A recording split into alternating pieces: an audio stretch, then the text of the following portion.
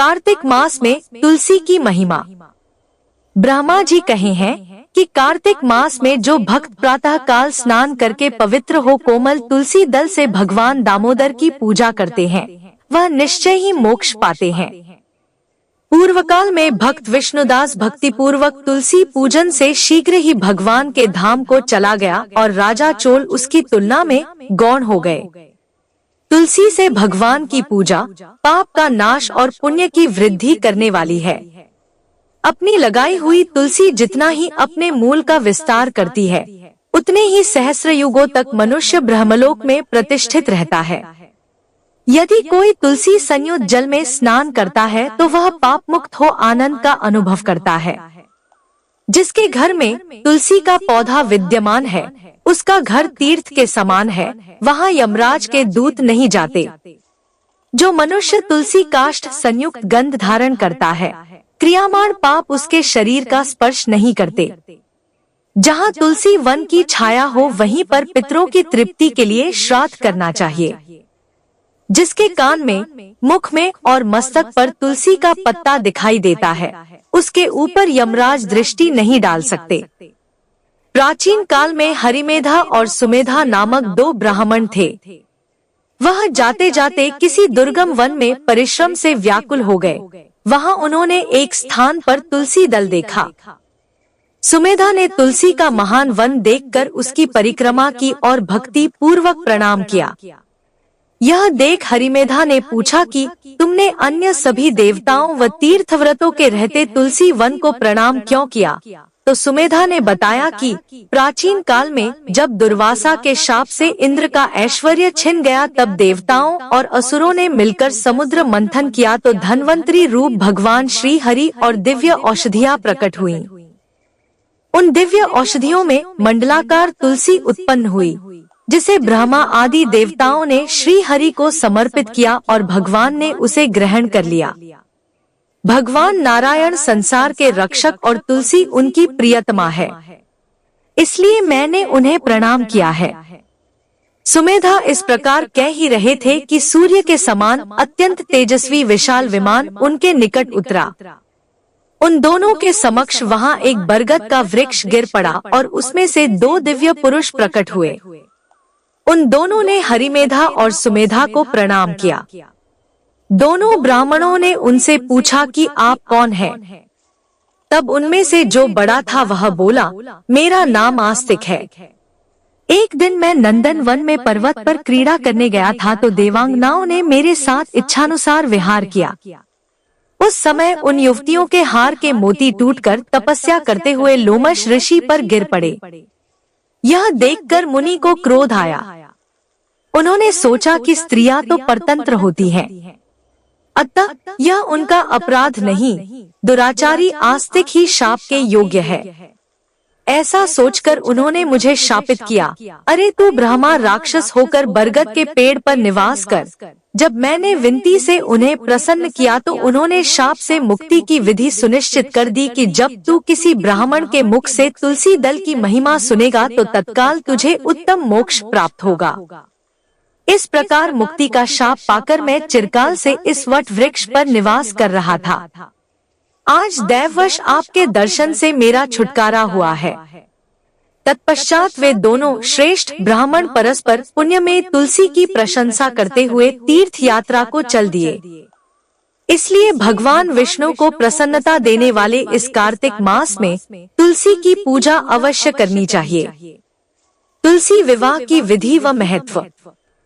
कार्तिक शुक्ला नवमी को द्वापर युग का प्रारंभ हुआ था। इस तिथि को नवमी से एकादशी तक मनुष्य शास्त्रोक्त विधि से तुलसी विवाह का उत्सव करे तो उसे कन्यादान का फल होता है। पूर्व काल में कनक की पुत्री किशोरी ने एकादशी के दिन संध्या के समय तुलसी की वैवाहिक विधि संपन्न की थी। इससे वह वैधव्य दोष से मुक्त हो गई थी। अब तुलसी विवाह की विधि सुनिए। 1 तोला स्वर्ण की भगवान विष्णु की प्रतिमा बनवाए या अपनी शक्ति के अनुसार आधे या चौथाई तोले की बनवाए, अथवा यह भी न होने पर उसे अन्य धातुओं के सम्मिश्रण से ही बनवाए। फिर तुलसी और भगवान विष्णु की प्रतिमा में प्राण प्रतिष्ठा करके स्तुति आदि के द्वारा भगवान को निद्रा से जगावे। फिर पुरुष सूक्त से व घोषोपचार से पूजा करे। पहले देशकाल स्मरण करके गणेश पूजन करे। फिर पुण्या वाचन करके वेद मंत्रों का उच्चारण करते हुए बाजे आदि की ध्वनि से भगवान विष्णु की प्रतिमा को तुलसी के निकट लाकर रख दे। प्रतिमा को सुंदर वस्त्रों व अलंकारों सजाए रहे। उसी समय भगवान का आह्वान इस मंत्र से करें। आगच्छ भगवत देव अर्चयिष्यामि केशव, तुभ्यं दास्यामि तुलसी सर्वकाम प्रदो भव। अर्थात है भगवान केशव, आइए देव, मैं आपकी पूजा करूंगा, आपकी सेवा में तुलसी को समर्पित करूंगा, आप मेरे सब मनोरथों को पूर्ण करें। इस प्रकार आह्वान के बाद 3 बार अर्घ्य, पाद्य और विष्टर का उच्चारण करके इन्हें भी भगवान को समर्पित कर दे। तत्पश्चात कांसे के पात्र में दही, घी और शहद रखकर उसे कांसे के ढक्कन से ढककर भगवान को अर्पण करते हुए इस प्रकार कहें, हे वासुदेव, आपको नमस्कार है, यह मधुपर ग्रहण कीजिए। तब दोनों को एक दूसरे के समक्ष रखकर मंगल पाठ करें। इस प्रकार गोधूली बेला में जब भगवान सूर्य कुछ दिखाई दे रहे हों, तब कन्यादान का संकल्प करें और भगवान से यह प्रार्थना करें, आदि मध्य और अंत से रहित त्रिभुवन प्रतिपालक परमेश्वर, इस तुलसी को आप विवाह की विधि से ग्रहण करें। यह पार्वती के बीच से प्रकट हुई है, वृंदावन की भस्म में स्थित रही है तथा आदि मध्य और अंत में शून्य है। आपको तुलसी अत्यंत प्रिय है, अतः इसे मैं आपकी सेवा में अर्पित करता हूँ। मैंने जल के घड़ों से सींचकर और अन्य सभी प्रकार की सेवाएं करके अपनी पुत्री की भांति इसे पाला पोसा है, बढ़ाया है और आपकी तुलसी आपको ही दे रहा हूँ। हे प्रभु, कृपा करके इसे ग्रहण करें। इस प्रकार तुलसी का दान करके फिर उन दोनों तुलसी और विष्णु की पूजा करें। अगले दिन प्रातः काल में पुनः पूजा करें।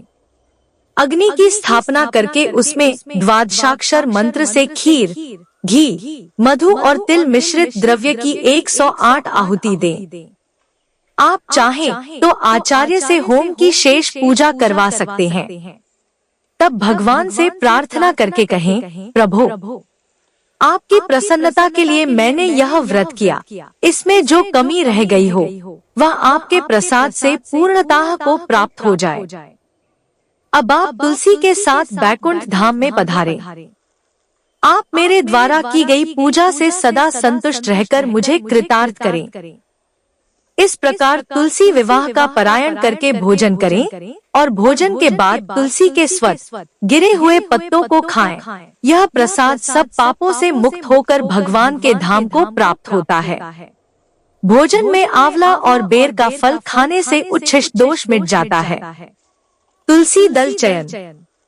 स्कंद पुराण का वचन है कि जो हाथ पूजार्थ तुलसी चुनते हैं वे धन्य हैं। तुलसी ये विचिन्वन्ति धन्यास्ते करपल्लवाः।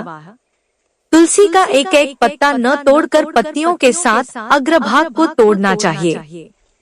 तुलसी की मंजरी सब फूलों से बढ़कर मानी जाती है। मंजरी तोड़ते समय उसमें पत्तियों का रहना भी आवश्यक माना जाता है। निम्नलिखित मंत्र पढ़कर पूज्य भाव से पौधे को हिलाए बिना तुलसी के अग्रभाग को तोड़े। इससे पूजा का फल लाख गुना बढ़ जाता है। तुलसी दल तोड़ने का मंत्र। तुलस्यमृतजन्मासि सदा त्वं केशवप्रिया, चिनोमि केशवस्यार्थे वरदा भव शोभने, त्वदंग संभवैः पत्रैः पूजामि यथा हरिं, तथा कुरु पवित्रांगी, कलो मलविनाशिनी। तुलसी दल चयन में निषेध समय। वैधृति और व्यतिपात इन दो योगों में, मंगल, शुक्र और रवि, इन 3 वारों में, द्वादशी, अमावस्या एवं पूर्णिमा, इन 3 तिथियों में, संक्रांति और जन्नाशौच तथा मरणाशौच में तुलसी दल तोड़ना मना है। संक्रांति, अमावस्या, द्वादशी, रात्रि और दोनों संध्याओं में भी तुलसी दल न तोड़े। किंतु तुलसी के बिना भगवान पूजा पूर्ण नहीं मानी जाती। अतः निषेध समय में तुलसी वृक्ष से स्वयं गिरी हुई पत्ती से पूजा करें। पहले दिन के पवित्र स्थान पर रखे हुए तुलसी दल से भी भगवान की पूजा की जा सकती है। शालिग्राम की पूजा के लिए वर्जित तिथियों में भी तुलसी तोड़ी जा सकती है। बिना स्नान के और जूता पहनकर भी तुलसी न तोड़े।